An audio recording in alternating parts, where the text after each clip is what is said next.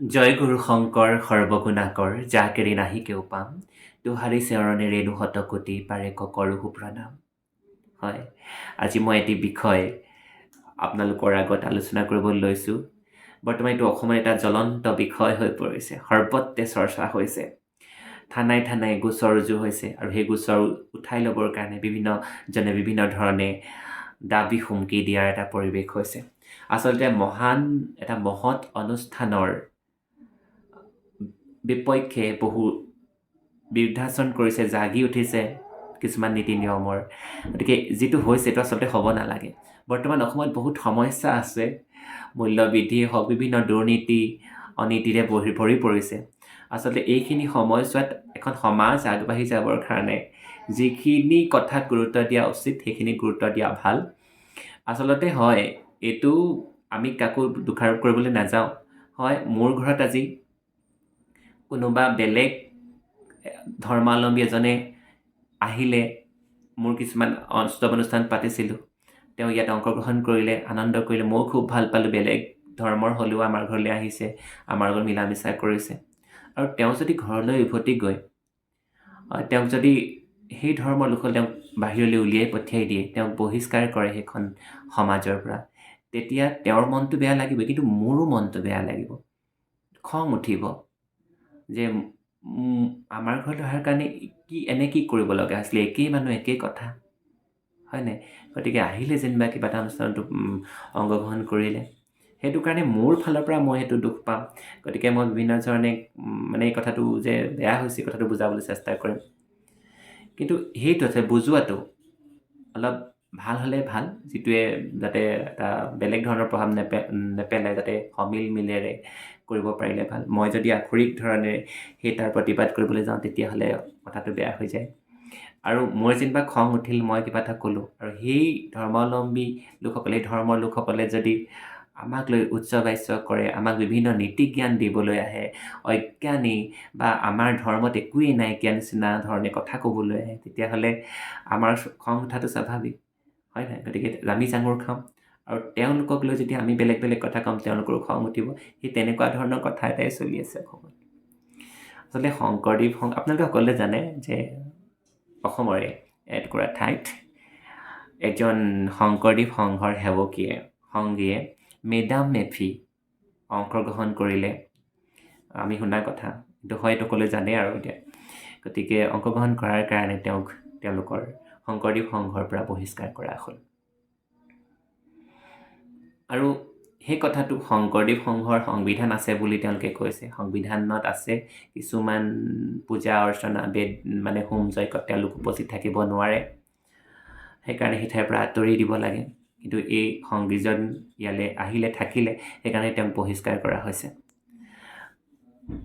আচলতে সংস্কাৰ বুলি বস্তু এটা বহুত শুনা যায়, আমিহে শুনিছোঁ। আমি গাঁওবোৰে আমাৰ অনবৰতে ইটো সংস্কাৰ কৰিব লাগে, আমাৰ সংস্কাৰ হ'বলৈ কৈ থাকে।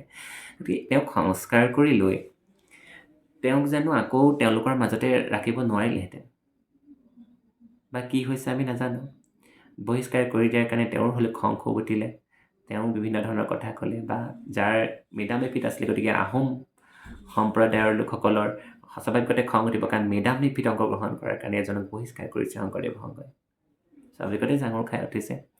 হ'লেও জাঙুৰ খাই উঠিছে, ইয়াক শালীনতা বজাই ৰাখি হয়তো প্ৰতিবাদ কৰিব পাৰিলেহেঁতেন। মই নকওঁ দেই কোনোবাই অশালীন আচৰণ কৰিছে বুলি, হ'লেও আমাৰো দুখ লাগিছে তেতিয়া শংকৰদেৱ সংঘৰ প্ৰতীকী যিখন সংবিধান জ্বলাই দিয়া হৈছে, সেইটোত দুখ পাইছোঁ আমি, খুবেই দুখ পাইছোঁ। সেইটো গৰিহণা দিছোঁ আৰু মই, যদিও দিবলগীয়া নহয়, কিন্তু সেইটো নকৰাকৈও হয়তো বেলেগ ধৰণে প্ৰতিবাদ কৰিব পাৰিলেহেঁতেন। আৰু হয়তো এইকাৰণে খং উঠি গ'ল যে প্ৰত্যেক কথাতে তেওঁলোকে সংবিধানখন আনে, আমাৰ সংবিধানত আমুক আছে এনেকুৱা ধৰণৰ কথা কয়। গতিকে আমাক বা অন্য পন্থৰ লোকসকলক সংবিধানত কি আছে শংকৰদেৱ সংঘৰ লোকসকলে বুজাই থকাতকৈ, তেওঁলোকৰ যিসকল সংগী আছে, সেৱকী আছে তেওঁলোকক যদি সুন্দৰভাৱে বুজাই দিয়ে, তেওঁলোকে হয়তো এনেকুৱা কৰিব নলগীয়া কামবোৰলৈ নাযায়। আজি পৰ্যায় পোৱাত কিবা আশা আছে, নহ'লে ইমান এটা মহান অনুষ্ঠানৰ সংবিধানখন প্ৰতীকী ধৰণে হ'লেও জ্বলাই দিয়াটো ৰাজহুৱা স্থানত এটা সংগঠনে খুব সাধাৰণ কথা হৈ থকা নাই। এই ক্ষেত্ৰত মই শংকৰদেৱ সংঘৰ যিসকল পদাধিকাৰ আছে, যিসকল নেতৃস্থানীয় লোক আছে, তেওঁলোকৰ ক'ৰবাত নহয় ক'ৰবাত ত্ৰুটি ৰৈ গৈছে। মই ক'ব খোজা নাই তেওঁলোকক মই ভুল দেখুওৱাৰ ভুল বুলি কোৱাৰ দৃষ্টতা মোৰ নাই, মোৰ যোগ্যতা নাই, মই বিশেষভাৱে অজ্ঞহে। গতিকে এটা কথা ক'ব খোজোঁ যে তেওঁলোকে সংবিধানখনৰ যিবিলাক একদম নীতি নিয়ম আছে সেইখিনি আহি তেওঁলোকে প্ৰত্যেকটো প্ৰাথমিকৰ প্ৰত্যেকজন সদস্যক ভালদৰে বা যেতিয়া প্ৰাথমিকৰ সদস্য হ'বলৈ যায় তেতিয়া তেওঁক সেইখন সুন্দৰভাৱে বুজাই দিব লাগে। মই ভাবোঁ প্ৰাথমিকৰ বহু লোকে তেওঁলোকৰ সংবিধানত আচলতে কি আছে কি নাই একো নাজানে। আৰু শংকৰদেৱেতো আগতেও কৈ গৈছে, শংকৰদেৱৰ আদৰ্শত এটা কথা আছে নহয়, পৰৰ ধৰ্মক নিহিংসিপা কদাচিত। গতিকে আপোনালোক গাঁৱৰ ভূঞে থকা প্ৰাথমিকবোৰলৈ যাবচোন। আমি এই বুলি কোৱা নাই শংকৰদেৱ সংঘহে যে অকল কৰে এইটো কথা নহয়, কাৰণ শংকৰদেৱ সংঘ আকৌ শংকৰদেৱৰ আদৰ্শৰে পৰিচালিত নহয়, বাকীবোৰ শংকৰদেৱৰ আদৰ্শৰে পৰিচালিত নহয়, হয়তো এই কথাটো নাজানে। কিন্তু আপোনালোক শংকৰদেৱ সংঘৰ মানুহখিনিতে শংকৰদেৱৰ আদৰ্শৰে একদম সুন্দৰভাৱে পৰিচালিত, একদম সকলো মানি চলিছে। গতিকে এইখিনি জানিব লাগে। তেওঁলোকে পৰধৰ্মক আলোচনা বিলোচনা কৰিব নালাগে, সমালোচনা কৰিব নালাগে, সেইটো খুব কৰে গাঁওবিলাকত। গতিকে আপোনালোকে আহি সেইখিনি প্ৰাথমিকত থকা মানুহখিনিক ভালদৰে বুজাই দিব। আৰু বাকীখিনি কথা মই নকওঁ, বাকীখিনিও কৰে, এখন তাল কেতিয়াও নাবাজে। গতিকে আপোনালোকৰ এটা দায়িত্ব আছে, কাৰণ আপোনালোক শংকৰদেৱৰ আদৰ্শৰে পৰিচালিত সম্পূৰ্ণভাৱে শ্ৰীমন্ত শংকৰদেৱ সংঘৰ এজন সেৱক বা সংগী। গতিকে আপোনালোকৰ একদম সাধাৰণ মানুহজনেও জানিব লাগিব এইখিনি কথা। গতিকে জনাই দিয়াৰ দায়িত্ব কাৰ? আপোনালোকে জানো নেতৃস্থানীয় লোকসকলে আহি ভালদৰে বুজাই দিব নালাগিব সংবিধানৰ কথা। আৰু আমাৰ গাঁৱে যাবচোন, আমাৰ সাধাৰণ নজনা নুশুনা মানুহখিনি সংবিধানখনৰ কথা কৈ থাকে। আমাৰ সংবিধানত আমুক আছে, তামুক কৰিলে সংস্কাৰ হ'ব লাগে, তামুক কৰিব লাগে, তামুক কৰিব লাগে। আৰু কোনোবা বামুণীয়া বা নাম ধৰ্মীয় কোনোবাই ভুলকৈ গাইছে, সেইখিনি ভুল ধৰে থকাত আচলতে হয়তো সকলোৱে শুদ্ধকৈ গাব নোৱাৰে। ভুল ধৰাত আমাৰ ফালে হ'লে বহুত আছে, প্ৰাথমিকত বহুত মানুহ আছে দেখিছোঁ। মিছা কথাটো ক'বলৈ নাই, বহুতৰ সকলো ফালে আছে চাগৈ, আপোনালোকে নিজৰ ঠাই নিজে গম পাব। মই শংকৰদেৱ সংঘক দোষাৰোপ কৰিব খোজা নাই, ইমান মহান অনুষ্ঠানটিৰ কেতিয়াও দোষাৰোপ কৰিব নোৱাৰি, ভুল দেখুৱাবও খোজা নাই। কেৱল অনুৰোধ কৰিছোঁ যে আপোনালোক আহক, আপোনালোকে প্ৰাথমিকৰ প্ৰত্যেকজন সদস্যক আপোনালোকৰ সংবিধানৰ নীতি নিৰ্দেশনা সুন্দৰভাৱে বুজাই দিয়ক। নহ'লে কিন্তু আপোনালোকৰ প্ৰাথমিকৰ সেই অল্পজ্ঞানী ভালদৰে নুবুজা আপোনালোকৰ আদৰ্শক আপোনালোকৰ বদনাম কৰিব। আজি সেইকাৰণেই হয়তো এনেকুৱা ধৰণৰ এটা সমস্যাৰ সন্মুখীন আপোনালোক হৈছে।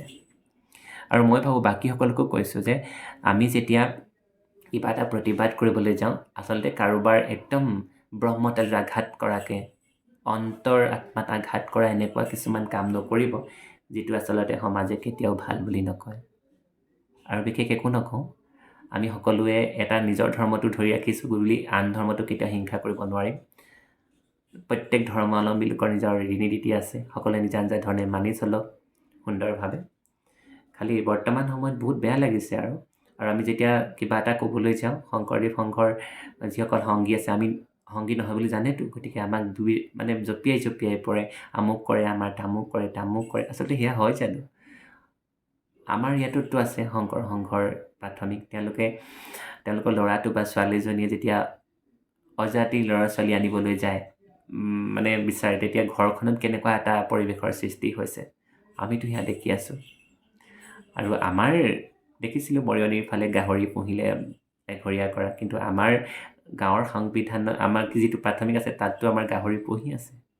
এনেকুৱা ধৰণৰ কথাখিনি সেইখিনি। আৰু হয়, আমি বামুণীয়া বা নাম ধৰ্মীয় লোকসকল, শংকৰ সংঘৰ লোকসকলে যিয়ে অনুষ্ঠান নাপাতক আমি যাওঁ, ভোজ ভাত খাওঁ, কিন্তু তেওঁলোক নাহে।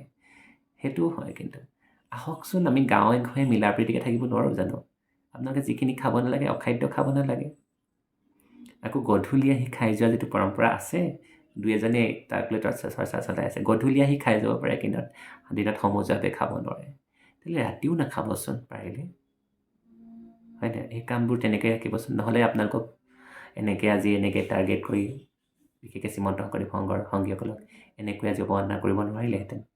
কিন্তু আপোনালোকৰ তৃণমূল পৰ্যায়ৰ মানুহখিনি কিছুমানৰ দুখ আছে, যি কাৰণে আজি আপোনালোকৰ এই মহান অনুষ্ঠানটিৰ সন্মানত আঘাত সানিছে। গতিকে সকলো, আৰু বাকী দল সংগঠনবিলাকৰ কথা কৈছোঁ, তেওঁলোকেও যাতে প্ৰতিবাদ কৰক, তেওঁলোকৰ বিৰুদ্ধে কিবা এটা কওক, খুব সুন্দৰভাৱে কওক।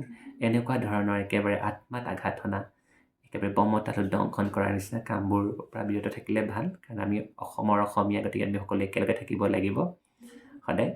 গতিকে সেই কথাটো আৰু শংকৰদেৱৰ আদৰ্শক মানি চলি আমি এক জাতি, হয় নাই হৈ থাকিব লাগিব কথা সেইখিনি বৰ বিশেষ নকওঁ মোৰ কথাখিনিয়ে কাৰোবাক আঘাত সানিলেও ক্ষমা কৰিব কাৰণ মনলৈ অহা কথাখিনি ক'লোঁ কাৰণ এনেই নোকোৱাকৈ ভাল লগা নাই সেইকাৰণে ক'লোঁ ধন্যবাদ